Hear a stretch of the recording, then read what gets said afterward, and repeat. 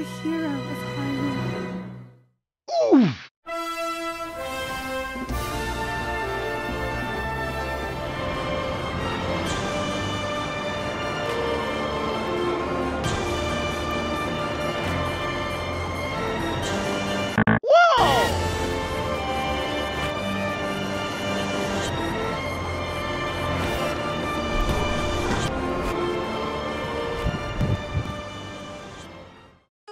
The Legend of Zelda Tears of the Kingdom is a definitive and innovative experience that achieves the bare minimum of what it means for a large Zelda game to take its next step in evolving from its predecessors by providing an overly similar experience to Breath of the Wild. The global pandemic, making sure Breath of the Wild sells the most it could, marketing Age of Calamity, etc., and more are reasons why we waited so long from Breath of the Wild to Tears of the Kingdom. Well, today, I would like to share an opinion on how Tears of the Kingdom could have been better in more ways than one if it was released in 2025 or 2026 on the Nintendo Switch 2.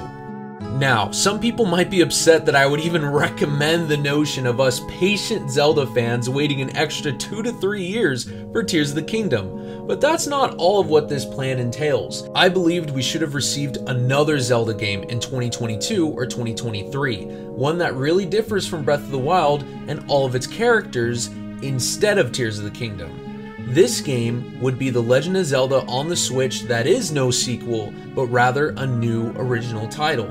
One that would keep us discussing lore and experiences, while on the other hand still preparing for a true definitive and majestic upgrade from Breath of the Wild to its sequel, being Tears of the Kingdom released on the Switch 2.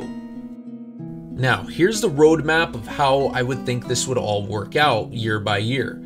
The plan would have gone as follows. Receiving Breath of the Wild in 2017, Link's Awakening in 2019, and the decision to make a sequel to Breath of the Wild, but keeping that in the archives or in the down low until 2024, and instead announcing Age of Calamity in 2019. In 2020, an announcement of receiving a 3D mainline title exclusive to the Switch would have been announced following the release of Hyrule Warriors Age of Calamity. This game announcement trailer would have been a smaller scale, quote-unquote, Majora's Mask type of game, blending in open zone and combining some open world or open air elements from Breath of the Wild. Amazing lore would have been written, and this game's story would follow a Twilight Princess hybrid Breath of the Wild approach, where most big open area zones are accessible after the beginning tutorial, and the main story takes place in the overworld in real time, with some lighter memory-like cutscene story implementations. This game would have been part traditional 3D Zelda with some elements and mechanics from Breath of the Wild, and it becomes a next step for traditional 3D Zelda, moving into the Breath of the Wild-like style of the future. This game might have had a shorter development time and would be polished, ready to go in late 2021 or early 2022, getting one delay. This game might not have sold as well as Breath of the Wild because it lacks the majesty of its openness, but still pleases Zelda fans and would of course make a profit. This game would have its own Hyrule and its own Link and Zelda and other characters. I would call this game codename Zelda Switch or Zelda Not Tears of the Kingdom, a Switch exclusive game providing a traditional yet Breath of the Wild connected experience, if that makes sense. That sounds pretty freaking badass, right? Well, before I add more wishlist elements of this hypothetical game, let's get back into the roadmap schedule. As I said, this game would have been announced shortly after Age of Calamity's release, probably a surprise November Shadow Drop trailer, or a super small tease of it at the 2020 Game Awards. Well, I mean, this is me putting hope in the Game Awards, which is a whole nother video, but in this timeline I created, there's hope in the Game Awards, for Nintendo fans at least. Anyway, in 2021, we would hear from the leakers and the rumors in the wild that another 3D Zelda game would be in development and it's similar to Breath of the Wild. We would then get the first and solid trailer for Zelda Switch, Not Tears of the Kingdom, in the June 2021 Direct. This game would be slated to release in 2021, but would be delayed, of course, to 2022, which would push games like Kirby Forgotten Land down the schedule a bit. We would receive the game in 2022, and while Elden Ring may blow it out of the water when it comes to Game of the Year and stuff like that, It would make Zelda fans hungry and demand the rumored true Breath of the Wild sequel, begging for the open air system to return so that it may win Game of the Year and give the true next step in Zelda franchise gaming. Throughout 2023, we would hear rumors and rumblings of this Breath of the Wild sequel from super credible leakers. In mid to late 2024, the sequel to Breath of the Wild would be announced with a very small teaser trailer and no release date, giving outstandingly small details. Following the Switch 2's estimated release in 2024 to 2025, we would have already received Metroid Prime 4, whether it be Switch exclusive or cross-gen, whatever. Tears of the Kingdom would then release as a 2025 title on the Switch 2 or 2026, whatever. And this version of Tears of the Kingdom would be a way better version of the game than that we actually got in our real life timeline.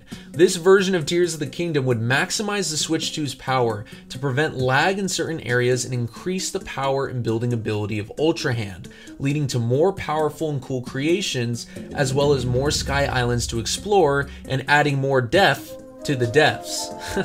Scrapped concept ideas like being able to shrink from Minish Cap, as we saw with this concept art, Link's family, and or a unique form of underwater travel would be present. Speaking of underwater travel, which I highlighted in my Tears of the Kingdom missed opportunities video, by the way, be sure to see that video, I'll link to it in the description, etc., in which in this video I go over many missed Tears of the Kingdom opportunities, including a form of underwater travel through Ascend. Anyway, this version of Tears of the Kingdom would have been a definitive and stronger title, releasing on the Switch 2, probably making more profit and giving us fans a better experience. I think if Nintendo has this roadmap that included a whole nother Zelda game in the Switch's life cycle and delayed Tears of the Kingdom to release early on the Switch 2, we would have gotten double, 2 for 2 on better experiences. Dude, I freaking love this original idea I had for an extra Zelda game. Imagine this, really, an open zone hybrid of a linear and open air 3D Zelda that puts a bow on linear 3D Zelda and rides it into the sunset, preparing a new era of open air 3D Zelda at the same time. A Majora's Mask-like, more immediate sequel rather than a 6+ year Tears of the Kingdom sequel. So how would it go? Well, I'm more of a story guy, so I'll start with the story first and then progress into the gameplay stuff. The interesting selling point when it comes to the story of the game would be that it includes Ganon's malice from Breath of the Wild, somewhat, but with a different Link, Zelda, and Hyrule, as I said, which would start huge timeline theory debates and battles among Zelda theory enthusiasts, doing the job of Nintendo, of course. It wouldn't be called Gloom though, the malice would still be called Malice. The game would start with Link waking up at his house, helping out a friend carry stuff into a wagon, introducing some characters, game controls, etc. This intro would be way shorter than Skyward Sword's or Twilight Princess's, don't worry. And then, after some time, an evil army with unique enemies that appear more human-like, other than bokoblins, would appear and release a lot of gooey malice from these weird-looking ghost lanterns. These new enemies would tell the villagers to stay back. They would actually communicate with them and tell them to stay back, remain calm, or else they would be attacked by them or swallowed by the malice they release. This gooey malice would surround the perimeter of Link's village, as well as nearby areas like some fields, caves, hills, and a forest. A companion, likely a father figure or friend of Link, would tell him that there is a holy light that can dispel the malice that surrounds their village, but Link would have to go to 4 secret shrines to activate them, like Breath of the Wild or Tears of the Kingdom. The 4 shrines would be hidden in this tutorial area, 1 on top of a hill, 2 in a forest, and 1 under the village, being accessible by caves. This would be the Great Plateau Parallel. After Link does this, the main game begins. The game would then, similar to Twilight Princess, have other huge areas that are cut off and covered in malice goo and or malice walls. There would also be armies of enemies that prevent Link from going forward to those unreachable areas covered in malice, or at least most of the areas would be covered in malice.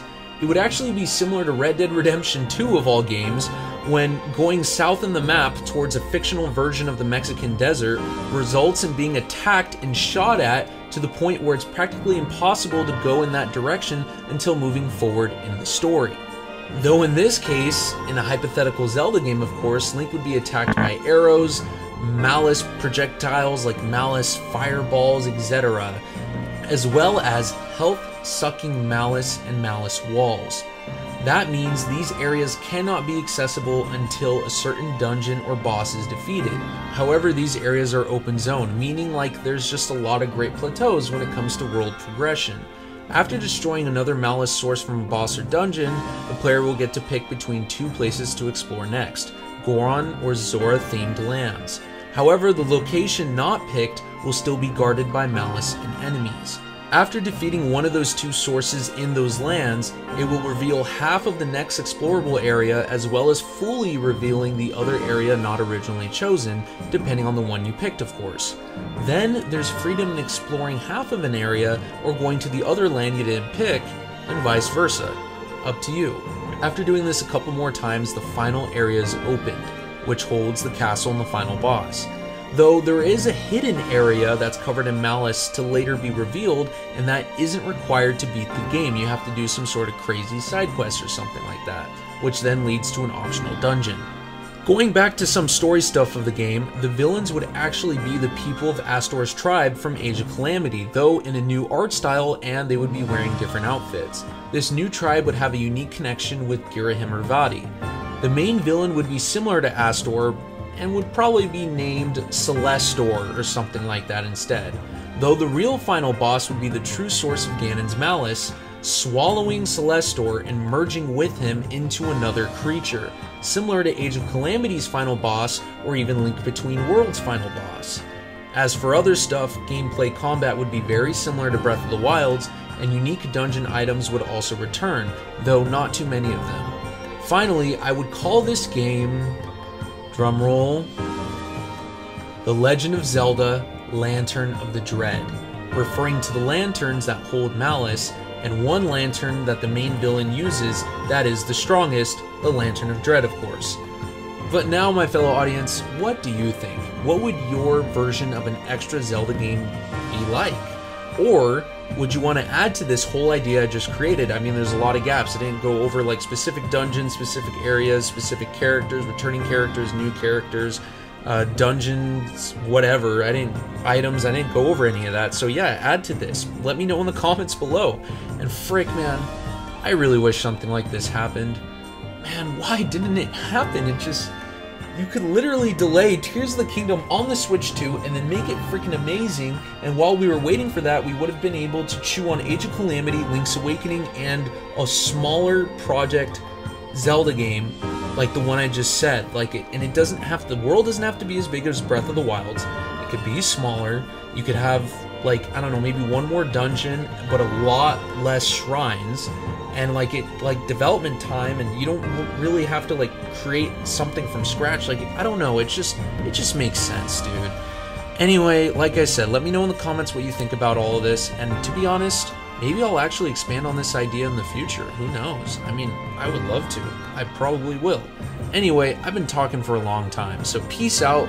This was Skylink Theory.